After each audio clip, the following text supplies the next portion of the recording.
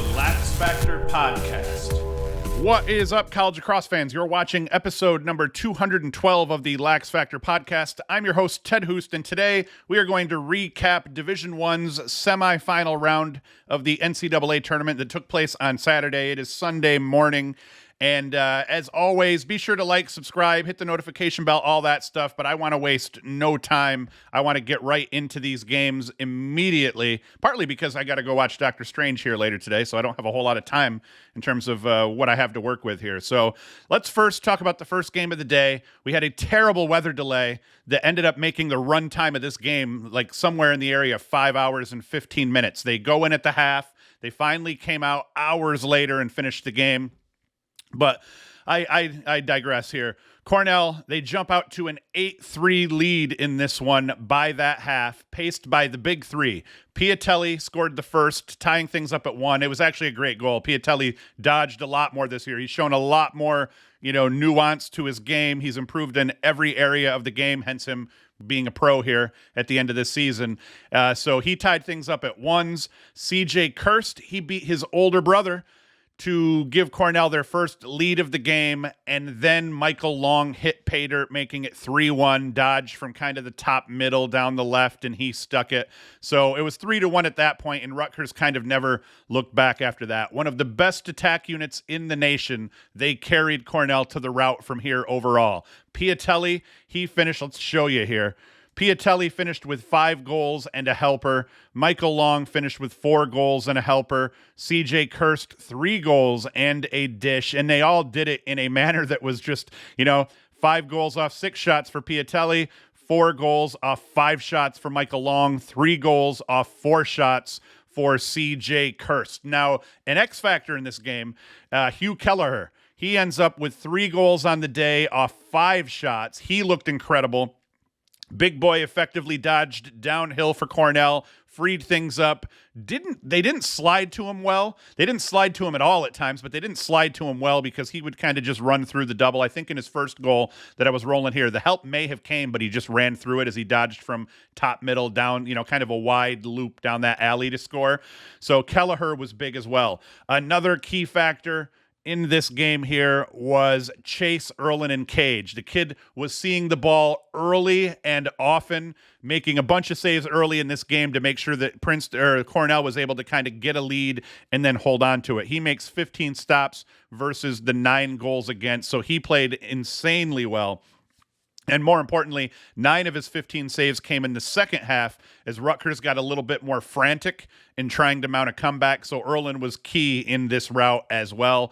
Gavin Adler, if we come up here and we look at the caused turnovers, Adler forced 2 caused turnovers, had 7 GBs and an assist on the day. He helicoptered a fellow here early in the game. He was all over the field for the most part. In the second and third quarters, especially, he robbed a Rutgers player on a ground ball early in the fourth to kind of complete his incredible game. Not that the game was in question at that point. The route was already on, but Adler proved he is one of the best defenders in the sport of lacrosse right now, period, despite his status as one of the wee folk. You hear people chirp him all the time for being small. It doesn't matter. The dude is a fucking pit bull overall on defense. He is aggressive. His feet are incredible. He is not afraid to mix it up and try to take the ball away on top of it. So Adler played great. Angelo Petrakis in this one was excellent as well. He goes 13 of 21 at the faceoff dot. So he ends up kind of pacing the possessions overall, and he wins the faceoff battle, and Cornell just beat the shit out of Rutgers overall here. Rutgers outshot Cornell overall. If we kind of look at the stat line here, you see Rutgers outshot Cornell overall. Now, a lot of that came over the course of the second half as things got a little bit more hectic. You can see here, they had, it was pretty well split now that I look at it. They only took 3 more shots in the second half than they did in the first. But either way, that was where Erlin came up big. But Rutgers did outshoot Cornell on the day, but not in terms of what they put on Cage. Cornell was much more efficient, putting 30 shots on Cage to Rutgers 26. And that was largely because the Cornell defense was just there all game long. They were pesky. They were on guys' hands. They forced Rutgers. It didn't show in the stat line overall, because if you look at the turnovers, Rutgers had 15 turnovers, but in terms of caused turnovers, only 6 of them were actually technically forced by Cornell players. But credit to the Cornell defense, because they were in the right place all the time. It forced Rutgers into a lot of what you would call kind of unforced turnovers, but the reality is they're forced, just not by a specific player that can get credit for that caused turnover. So the defense of Cornell played excellent, and they're going to have to continue to do that. They'll have to do that against Maryland on Monday in order to have any shot at winning this game. They're gonna have to play better than they did. They played a very good defensive game backed by a goalkeeper that was seeing the ball well. They're going to have to equal that and maybe even go above and beyond. I dare say Erlin's going to have to put up 19 to 20 saves if Cornell's going to have a shot at actually pulling the upset and winning this game. And then, like I just talked about the turnovers, and that's kind of it. I mean, there's not a whole lot to talk about. You see the big 3 here went nuts. Kelleher came up huge, and then, you just got guys chipping in here. Billy Coyle with a goal, Ryan Sheehan with a goal, Adler with that helper on a break. So overall, Cornell played a just about perfect game, and one of the fears was, hey, they have an 8-3 lead at the half. What's going to happen, though, as they come out of this huge break? We saw in the girls' game a really long rain delay, and a team ended up coming back and winning that game from deep behind. What was it, the UNC game? So that was kind of the fear here, was that despite this 8-3 lead, they were going to come out and maybe play a little cold in the second half, allowing Rutgers to kind of restart. And it looked that way. Rutgers did come out, and they scored the first goal of the second half. It was Ryan Gallagher stuck it, but in the end, it didn't matter, because then you see Cornell goes on a 1, 2, 3, 4, 5, 6 goal run. Piatelli coming up with a hat trick in the middle of that 6 goal run, and that was all she wrote, folks. And that's really it. I'm not going to talk much more about this game, because it was, Cornell kicked Rutgers' dicks in for the most part here. Now, the big game, this one is the one I actually took the money line on Princeton on this one, because why bet on Maryland if you're not going to win any money, even if you won? So I was really hoping that Princeton was going to be able to pull this out. And, they made it interesting. For just the 5th game this season, Maryland made enough mistakes that the final score was within 5 goals, and the Terps looked human enough that there are actually people on Twitter saying, hey, Cornell may actually have a sliver of hope on Monday of pulling out this improbable victory. Now, it's improbable is the key word. Maryland is so good that even on a day like this day here, where they played, I'd say, not their best game, and they equaled the same margin of victory that they beat Princeton by earlier in the season, without Peters absolutely standing on his head like he did earlier in the season. So let's kind of take a look at how this all played out. First, after Princeton tied things up at 1s, Maryland went on a 6-1 run and took a 7-2 lead. Keegan Khan, he scored the first 2 goals of that run, and then Bubba Fairman, he gets a takeaway on the defensive end of the field, books his ass upfield, and sticks one to give Maryland a 5-1 lead at that point. So Bubba Fairman, man, great game for the kid overall. Let's see what Bubba did in this game here. I wanted to look at those stats here. Fairman, if we get to the points here, Fairman had a goal, 4 takeaways, and 4 ground balls on this day. So a hell of a job by Bubba Fairman overall here. And then Princeton, they would stop the quick ass whooping thanks to a Christian Ronda goal he got on the board, but then the Terps would answer. This time, Logan Wisnauskas, the front runner for the Tewaaraton, he would stick one past Peters off a Kyle Long feed, and the Cornell transfer Donville would score from Khan to extend the Terps lead to 5 goals at 7-2. But once again, Princeton, they'd respond. They'd put back-to-back goals together, Mackesy and Chris Brown, and the Terps lead was once again cut to 3. However, Logan Wisnauskas, he sticks 3 more goals going forward to the end of this game. Owen Murphy, he would put up 2 of his own, and the Terps would then extend their lead to 11-4 and then a 13-8 victory by the end of the game. Now, one thing, yes, this wasn't a blowout or what you would call a blowout, but I never once got the feeling that Princeton actually had a shot once the score was 7-2. There was a couple of times where they got back to within 3 that first time, or the second time, where I was like, okay, hey, this is back within reach, but you just know that between Weirman and company and the defense, and McNaney was playing well already at that point, that there just wasn't much of a chance that Princeton was going to come back. It wasn't scary, in terms of how I felt the game was going for the Terps. Now, Luke Weirman When things were going well for Princeton, it was because they were getting the better of Weirman. The Tigers won 4 of 7 draws over the first quarter and 3 of 5 in the fourth. Now, in fairness, in that first quarter, Maryland did jump out to their 5-1 lead despite losing just over half of the draws in that quarter. But think about what the score would have been if Sandoval didn't play tough and didn't combat Weirman effectively at the dot. Weirman ended up finishing the game with 13 of 22 at the dot with 9 ground balls and a helper. Not his best stat line of the season in terms of winning draws, but not too shabby, man. 13 of 22, you'll take that, especially with the 9 ground balls and the assist on the day. Logan McNaney, he had himself an insane game. Offensively, as this game wore on, Princeton got more and more comfortable and started getting off a lot of shots. If we kind of come in here and we look at the team stats, we can see over the course of this quarter here, shots on goal. You see 6 shots on cage here. That wasn't as good as their first quarter, but then they finished the game off with 16 shots on net. And McNaney, he played huge here. Princeton actually outshot the Terps 47-45 overall, and they put 29 of them on cage. Maryland only put 26 on net. So Princeton, everyone had talked about how teams just don't get shots off against Maryland. Princeton kind of put a clinic in terms of getting shots off. The problem was, McNaney was there to stop him. McNaney stopped 19 of the 26 shots he faced on the game. That's his highest save total of the year and his 4th highest save percentage of the year. Now, for Cornell to have a shot, McNaney needs to be off his game. If Cornell's going to have any chance of beating them on Memorial Day, McNaney can't put up even 15 saves or Maryland will win this game by at least a mild margin. And the problem with that, though, is he's only been below 50% between the pipes 4 times all season long. The first time, a 21-13 win over High Point in their season opener. The second time was a 5-goal win over Princeton. The third time was a 23-12 win over UVA. So even though he struggled, they still kicked the shit out of UVA. The final one was a 19-12 win over Ohio State. So even when McNaney isn't seeing the ball well, he's never all that bad also. He's never been below 40% all season. He was 40% or better all season long.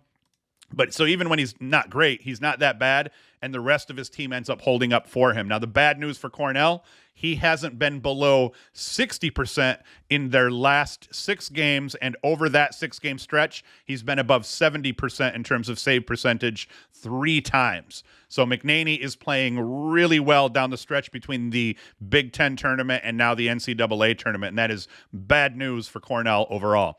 The teams that have played Maryland tough have played fast and physical defense. Quick slides with a clear 2 and 3 slide presenting. That's been key against the Terps. You can't go hot on Maryland without making sure that your second slide is there and that your third slide is on the way. Even if shit gets chaotic as things did versus Syracuse and Notre Dame, a chaotic third slide or just any type of chaotic slide package is better than nothing overall against Maryland. In the Syracuse game, Syracuse's defense held up very well, but it was ugly. The slides kind of got there. It was a very chaotic, herky-jerky mess, and they were physical.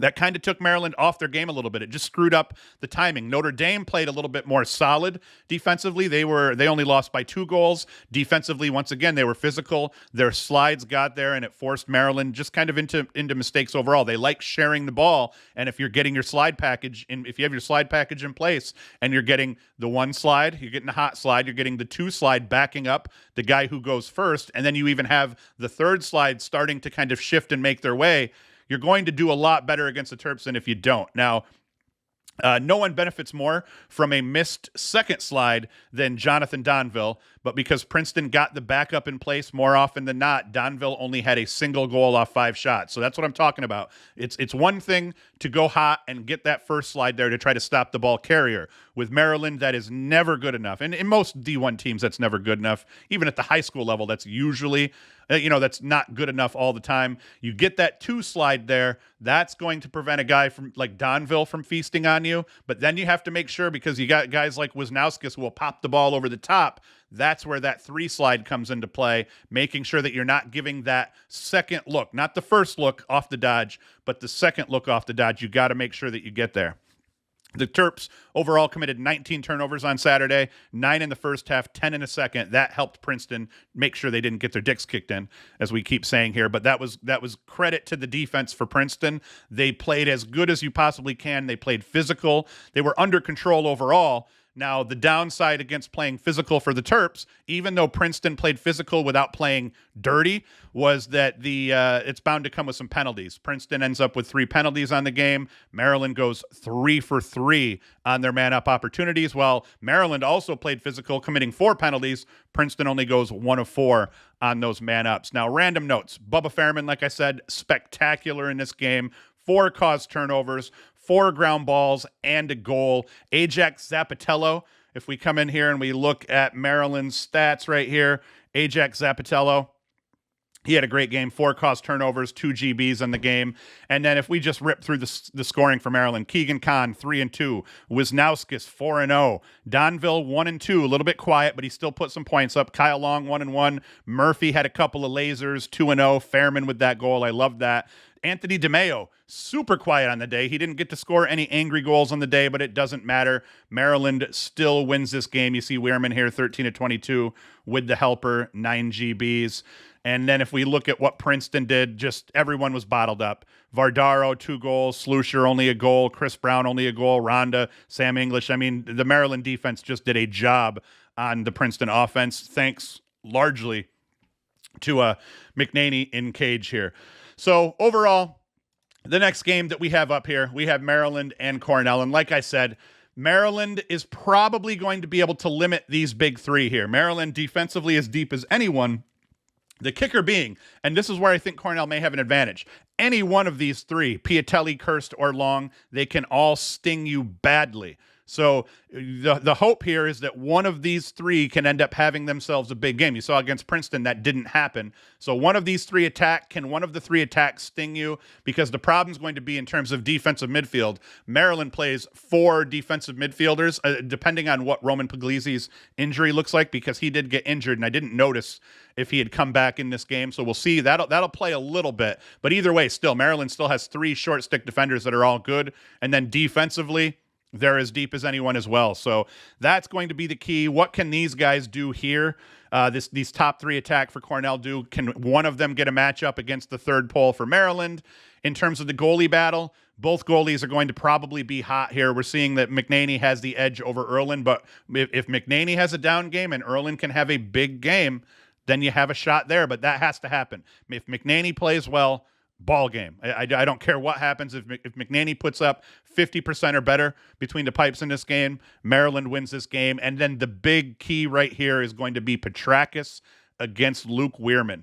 Petrakis is a 50-50 guy overall, but he's shown that he can get hot at times. So can Petrakis keep things even with Weirman like Sandoval did? It's okay to get beat by 3 or 4 draws. That's what happened to Princeton. If Petrakis can keep things even or only get slightly beat while not giving up a goal or so to Weirman, then Cornell has a chance there as well. So that's it, guys. I'm not going to ramble any longer here. I'm going to go watch myself some Doctor Strange. Then I'm going to watch the Division 2 and the Division 3 games that are taking place today here. We look at the D2 games. We got Tampa and Mercy. I think Tampa's going to run away with this one. I think 5 goals or more, but I'm hoping that it is a good game, and I am rooting for Tampa in this one.